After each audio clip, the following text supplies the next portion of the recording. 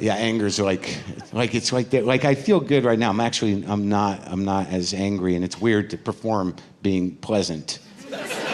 Like I'm pretty open, and like I saw somebody outside on the street, and we had a nice conversation. I'm like, oh, these nice people, they come to see my show, but I don't know, but I don't like me, you know, like so. But it's okay. But like I had to realize, like I remember the moment where I knew that I like being angry. You make a choice. Like there's a moment there where you're like, you don't have to do that, and then you're just like in it. I'll explain. Here's what happened. I have to preface this story by saying I can't seem to leave my house without forgetting at least 3 things. I don't know if it's my age, but I can't, like I'll leave, I'll get to the bottom of my hill and I'll be like, fuck my pants! And then I gotta go back. Obviously, I didn't really not have my pants. I don't know why Maron feels like he has to explain that joke. It's okay just to have a ridiculous punchline that's abstract and ridiculous. Every night he explains that joke. Stupid. More later. So, all right, here we go.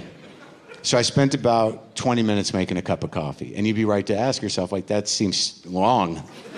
It seems like a long time to take to prepare a cup of coffee. Well, what happened was I'd gone to a hipster coffee shop and I ordered once I ordered the single source pour over cup. That's where they take a cone and put it over 1 cup of coffee with just enough grounds in the cone for that 1 cup. And then they trickle hot water over it because it's the best way to have a cup of coffee. Once I did that.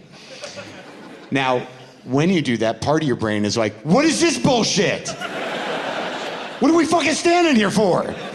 And the other party's like, no, it's the best way to have coffee. It's a nice way to have it. You can really taste the flavor. It's like, what are you, a fucking sucker? It's coffee. What are we standing here watching this idiot trickle water for? And I'm like, well, can we not do this in front of the barista? We're not doing it out loud yet. You know, all right.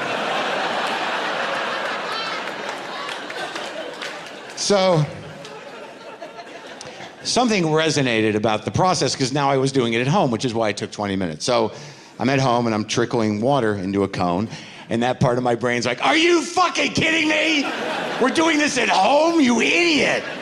I'm like, well, why are you yelling? What do we got to lose? Life, time. And I'm excited, you know, I made the cup of coffee. I'm like, this is gonna fuel my rage on the highway. I'm gonna be jacked up. I put it in my travel cup and I hit the road and I got to the bottom of my hill and I'm like, fuck yeah, coffee, god damn it. Coffee's on the counter in the kitchen. Now,